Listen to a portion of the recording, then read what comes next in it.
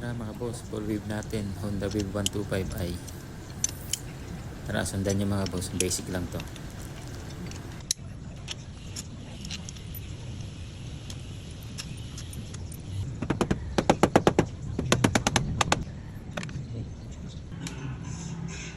Check muna natin kung paano yung connection ng stock na stator ng Wave 125i. Check natin. Yan. Lagay natin yan sa continuity, yung tester natin. Yan, test natin tong puti tsaka itong green kung may continuity. Yun, meron nilaw yung ano. Tapos itong white, check din natin kung may ground. Yun, meron din dyan ground. Tapos yung green, tingnan din natin, malamang meron yan kasi ground dyan. Yan, meron. Yan. Ganyan ang connection mga boss pag stock pa yung stator. Yan, ganyan. Itong coil na ito mga boss, ayan yung puti. Tapos ito na yan, yung baba na yan, ayan yung nakakunik sa ground. Kaya tanggalin muna natin yung bolt.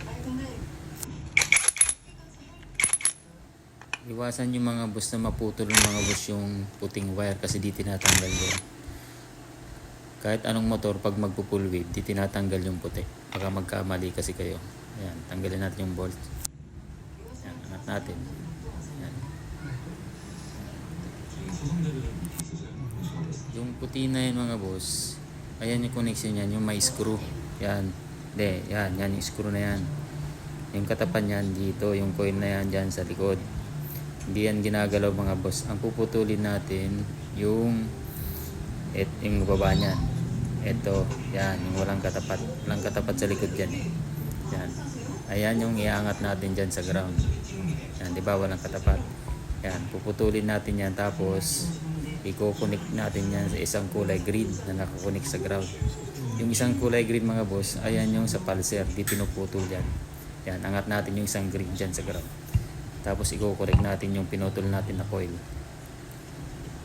Yan, tara, putulin natin.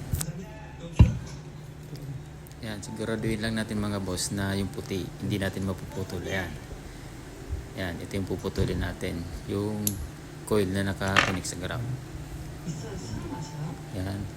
Tanggalin lang natin yan. Tapos yung green naman ang puputulin natin, yung isang green. Yan, yung connection nito. Kailangan na maputol natin yung connection yan, baka maputol natin yung sa pulser. Pero pag naputol yung sa pulser, ibalik nyo na lang. I-soldering nyo na lang ulit. Yan, madali lang naman yan. Yan, tara, putulin natin.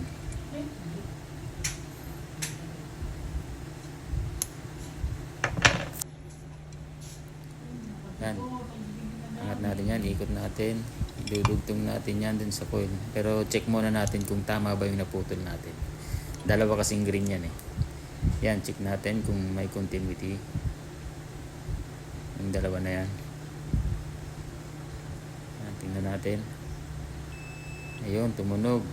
Ibig sabihin, tama yung naputol natin mga boss. Yan, idudugtong na natin yan dun sa coil na pinutol natin. Ganun lang. Yun, full wave na yun. Pag ganun, yan, dugtong lang natin yan dyan. Yan, tapos hinangin na natin yan mga boss. Pero kiskisan muna natin yung coil para kumapit yung lead. Hindi kasi kakapit yan kasi coated dyan eh. Ayan, kiskisan natin. Yan, tapos para mga boss, yung pag soldering nyo dyan, kailangan sure na makapit kasi baka matanggal.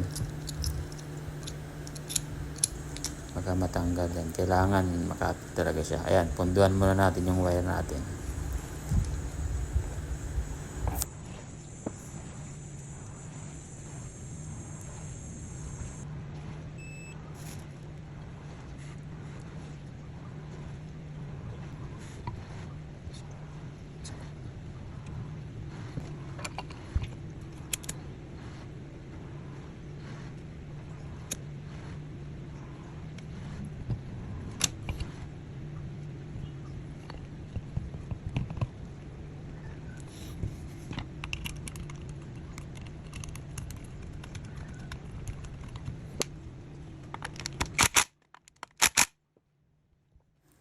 Yun, okay na mga boss. Check natin kung good yung pag full wave natin. Yan. Kailangan wala na siyang ground. Yan. Check natin mga boss yung kulay green, kung may ground pa ba siya. Yan. Yun, wala nang ground.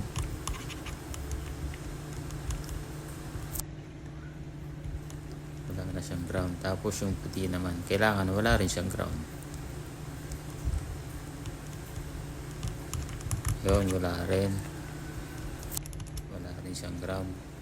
Yan, kailangan ang may connection dyan mga boss, yung puti lang saka yung green.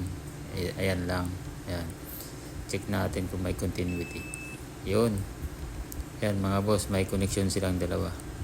So ibig sabihin mga boss, full wave na siya. Ganyan lang ang pag full wave mga boss.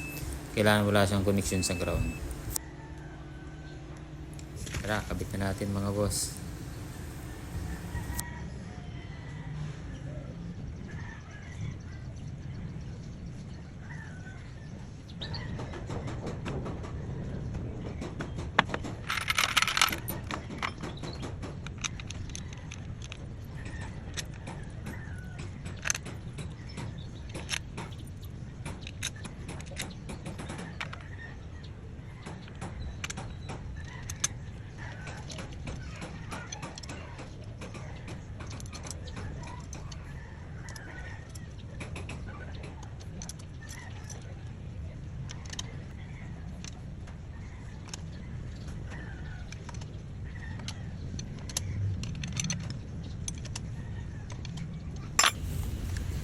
Boss, lagay natin ng dalawang wire. Pagapangin natin yan papunta dun sa bagong regulator. Ayan. Ayan mga boss, tanggalin na natin yung lumang regulator nya. Papalitan natin yan ng liwa na 5 pin. Ayan. Okay naman yan mga boss, tested ko naman yan.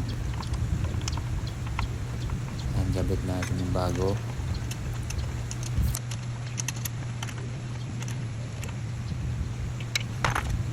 Ayan, tapos mga boss, putulin na natin yung sakit na yan. Hindi na natin kailangan yan. Tapos yung sakit na luma, ayan, putulin na rin natin. Ayan. Ayan mga boss, yung wire na yan, yung dalawang wire na yan, ayan yung galing dun sa stator, yung pinowave natin. Ikukunik yan natin dito sa may kulay dilaw sa kulay puti. Okay lang yan mga boss, kahit magkabaliktaran, walang problema yan. Kasi easy naman yan eh. Pwedeng magkabaliktaran yan. Kabit nyo lang yan sa dilaw saka sa puti, yung galing dun sa pinowave natin. Yan. Lagyan natin yung shrinkable tube. Yan, yan, kahit magkabaliktaran yan. Yan.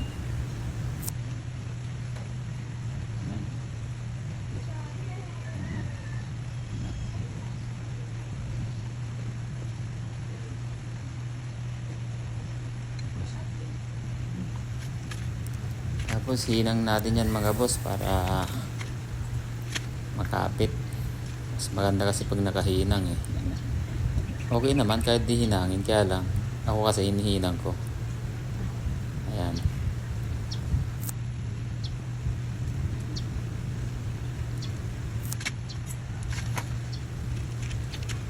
Tapos shrinkable tube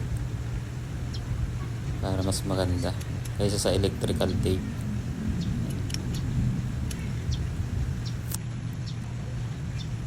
Yun. Okay na mga. Tapos yung green mga boss, ayan yung negative ng regulator. Kakabit nyo lang din siya sa kulay green. Yan. Green sa green lang. Negative yan mga boss. Yan.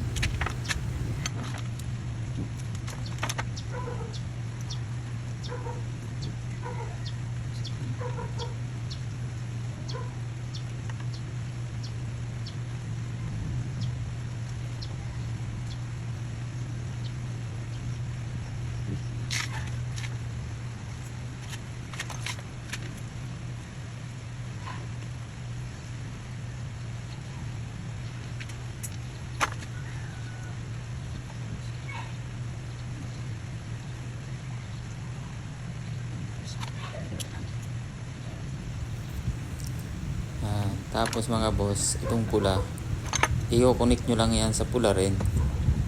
Positive yan, papuntang battery. Yan. Connect nyo lang yan. Yan.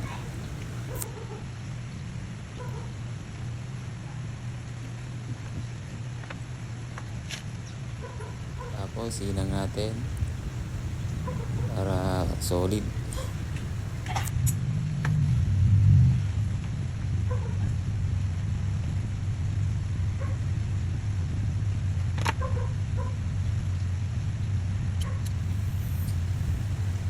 Sunod dyan mga boss, yung kulay itim. Yan. Kailangan i-connect natin yan sa accessories wire ng motor. Yan. Ayan kasi yung magli-limit ng ano natin, charging. Yan. Connect natin sa may kulay black ng flasher. Yan, accessories wire yan. Ayan na kasi mas malapit mga boss. Yan. Tap lang natin yan dyan. Tapos pala mga boss, yung kulay dilaw na wire, pwede nyo nang isabay yan sa may accessories wire. Yan. Pwede nyo nang isabay yan para masuplayan na yung headlight nyo. Maglalagay na lang kayo ng switch para may patayin kayo ng ilaw. Yan, yung kulay dilaw na yan. Pwede nyo nang isabay yan mga boss. Yan. Ako kasi, iiwan ko muna yan kasi maglalagay ako ng relay. Mas maganda kasi para sa akin yung may relay yung headlight eh. Maglalagay kasi ako ng switch sa relay. Yan, iiwan ko muna yung kulay dilaw na yan. Yan. Hinang muna natin mga boss.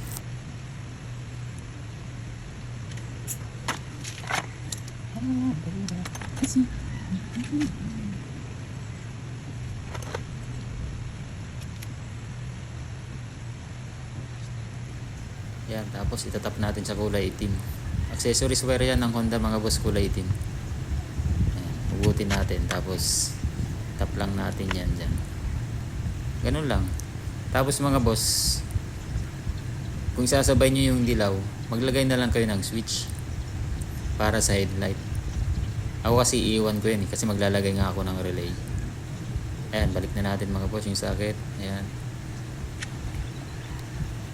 Okay, yan, goods na yan.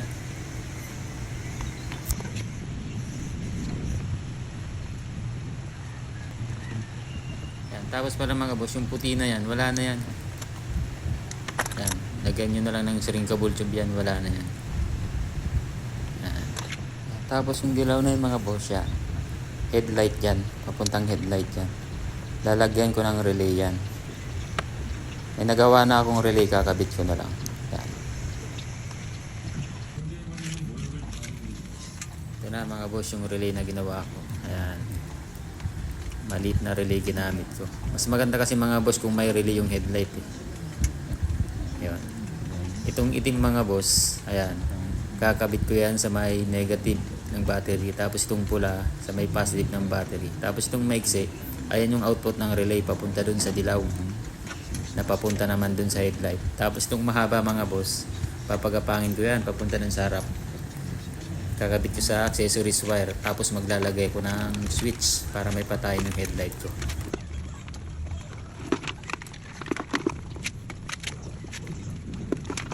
Yan. Kabit natin yung number 87 sa relay. Yan. Kabit natin sa dilaw. Yung output yan ng relay. Yan. Kabit natin yan sa may dilaw papuntang headlight.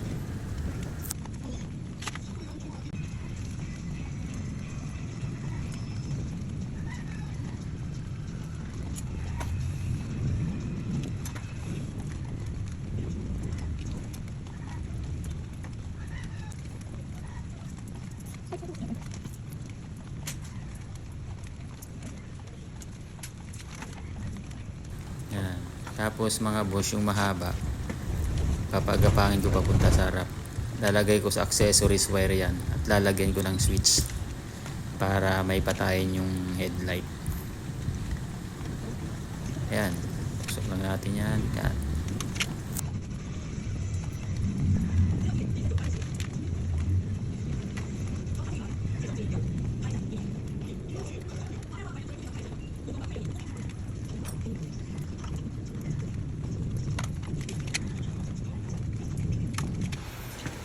Check natin mga boss kung okay yung full wave natin.